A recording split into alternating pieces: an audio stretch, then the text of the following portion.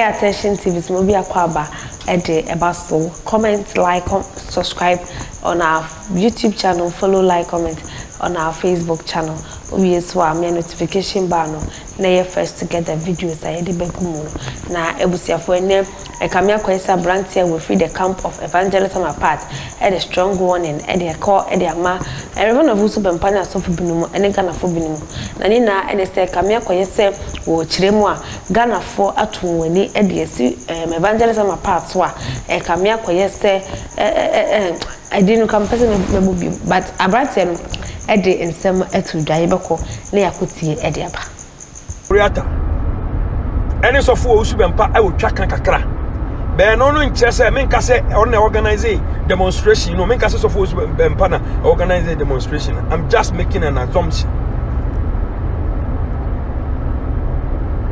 anu mu no ekokwa say ya throw petition dia man IGP mama na sore ne maso a whole lot was done at that time. Now say intention in na say ma enipa empreso say e dey ya mama me ntia sore kina wo bra sore no aten dada be na sore dan mu na no kom na ho ya ana ma enipa bi de sore say demonstration asofo bi bo chenku a na tete sumu ase a yeyi yanim hye ebinum say yen se da me ya niam bi a ebegu ma me nanimu ase ana ni nyina echi ma me ne sore wo ginai sore no otiye awurade Nyankopon dan ne ho adi kire ma me ne da faithful Tuesday no e man sankire no sunku si wiase afa na nyina sore na ne boma ewiem ye din e ma asura bofo di ahurusie yi esan se okra ba ko e de dom abre nyame Reverend Patricia Odrokranti, the prophetess. And they are here for Owusu Bempah conference. This is where I'm coming from. So for Owusu Bempah conference, and I say all bayeno, all babayeno, and now onya obayeno. When you say obian sorry tiano. Asori ko bia mo chenku se ye sori atie no onamu smooth sadie we se na me pese sofo Owusu Bempah tiase na ogitum se nyame dwuma no o pese da bia o de wonko ade aye tote entra se obi de anyanim guase one say na conference ya wo ye no o ko radio station you speak with confidence you speak with comfortability and dia wo dia we okay ma Evangelist mama part, Reverend mama part, prophetess mama part. Evangelist. Wano dia anytime bia ma me ne ye bibi dia. Eni pekuo bi be sori etia no. Se beku ma me nani mu ase. So fo Owusu Bempah ni na yi kro na opeso waye no wo. Dodo wa say no akosomo no. Sa dia na opeso waye ne say sa conference revival sa dia ye opeso kwa na akosomo say yase fa sa akosomo so me se hin for baby. I'm say akosomo se kofodio se minim baby a oya de no o say eno de why okay blogger bia ma na ga dan kasa bloggers in sorry ntia no ono ye ni say de nani anche ewiase ade a mekiri eni nipa brani da nyina opeso ono kwa na ebo ni dimpa ne ye se nipa bidini ene so for Owusu Bempah tie me ontie me ye pa anytime bia wa hu ade a wo nya wo pasum due but all the time wo pese obi di awreho wo nti also koyo conference ewo minim ba biko minim se kofodio sa kosomo minim area kon kwakwaya de cha wo dia mo sese di o wo nse aedi o o pa manana grada ansori se wo baba ye bibi o man ganam wo be hu kwasiafo agimifo bloggers ya e be sori se ye be ko tia maame no o mu nyina video wi a na e praise so for Owusu Bempah o seri wi asete wo dia na make out ma say yes seri wi asete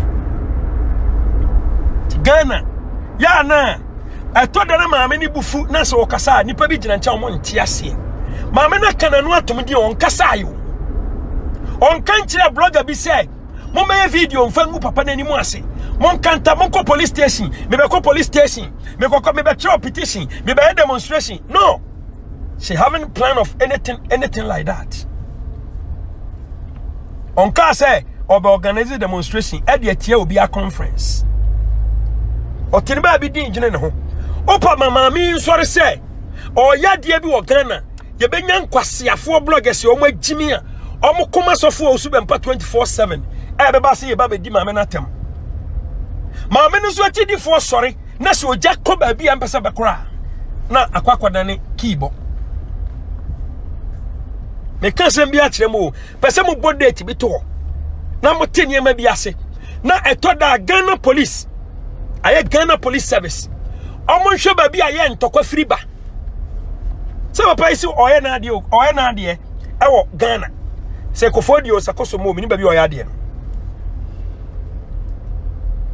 oye se oye ade no wanya peace wanya green light oye de oye obi ankasa ntia no maame ne nsori se wone ne ba beko pani tifie onchia ne tonta onya hwenso betia nsam frama yeden enframa boni abadan num enkwada horoma ne de ahye nkwada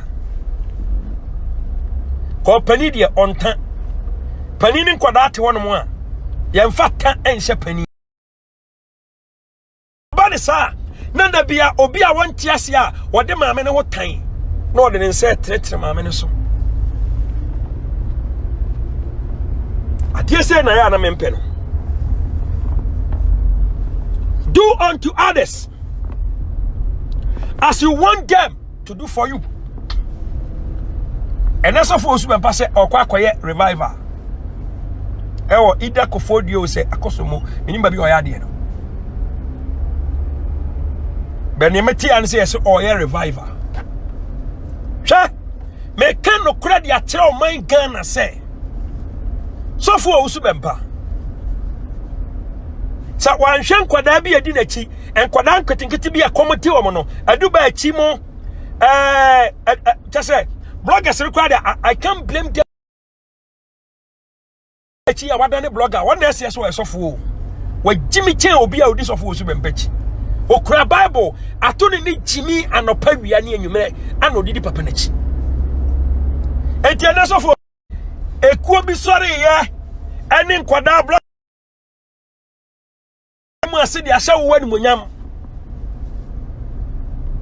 How do you feel? Say na ofele. Ofele say. And then what say? Maame na chidifu edi na chie no eya nyansafo. Omo nya jimi abusiafo abrante ne ane ekote ede baye no maame ka say eya University Foundation na ya sales na ede jimedi ebesom e attention TV so the number and 0548301085. Don't forget so be friend no ma send donations ede amano ye ma money share money ti ye that